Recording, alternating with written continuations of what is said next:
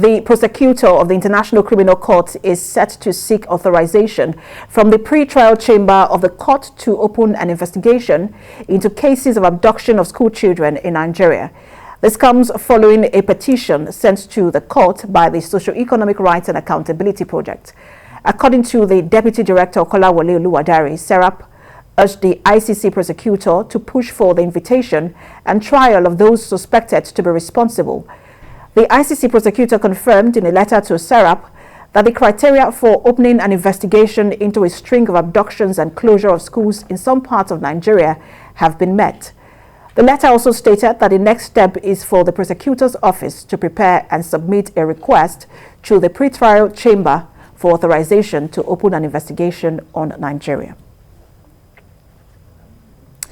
And joining me for more on this is the Deputy Director of Socio-Economic Rights and Accountability Project, Kolawole Dare. Good to have you join us. Good afternoon. I'm happy to be here. So talk to us about all that has played out right from the time you submitted this petition to now, where there is some sort of willingness to open an investigation on the abduction of school students in Nigeria. Thank you very much. The complaint itself was born out of the incessant kidnapping of school children and the closure of schools, which we consider to be crimes against humanity under Article 7 of the Rome Statute. So we had written that complaint and we got a response, and that was 2 months ago from the ICC, that they've received the complaint and it's been reviewed. And so it was good news when we got this communication from the prosecutor of the International Criminal Court saying that our complaint has scaled essentially the first order in the process of the International Criminal Court, which is that the preliminary investigation shows that there is merit in the complaint and that the prosecutor will proceed to the second stage, which is to seek what is called authorization of the pre-trial chamber, comprised of 3 judges, to open official investigation into these actions. And this action, as they are, of course, the facts are clear on ground, as it is, the closure of schools itself, and the attacks on the school children, the abductions, and most importantly, what makes public officials culpable, the lack of action on the part of various public officers in Nigeria to address and reverse this trend. And that is where it is presently. And we're very hopeful that we'll get positive results as an outcome of this complaint. Just before we get to the outcome, you said you will work with the SERAP, will work with the ICC to ensure the objectives of this petition are met. What are the objectives? And the objective is to make sure that public officers who have the responsibility under Nigerian law, Act, and other international laws that Nigeria has signed up to act to protect the rights of school children to education. As you would know, the various abductions has forced the closure of schools, and that's beside the numbers of those children still in captivity, and the huge amount of money that has been spent by parents to even try to pay it as ransom. Of course, there are individuals responsible for each of these actions, right from the school authorities to even various public officers that's meant to provide the various security support for these children. And so that is what that investigation is meant to unravel. You would recall, you should understand that investigation would look at the various legal mechanisms in Nigeria vis-a-vis international law, and find whether there has been a breach of the duties by individuals in Nigeria, and then ultimately a trial before the court. But the main aim is to ensure that Nigeria stands up and performs its acts under even local laws. Like, for instance, Section 17 and 18 of the Constitution, of course, empowers the Nigerian government not only to protect the sanctity of human life, but also to ensure educational, to create a platform for educational priorities across all levels. So that is the ultimate aim.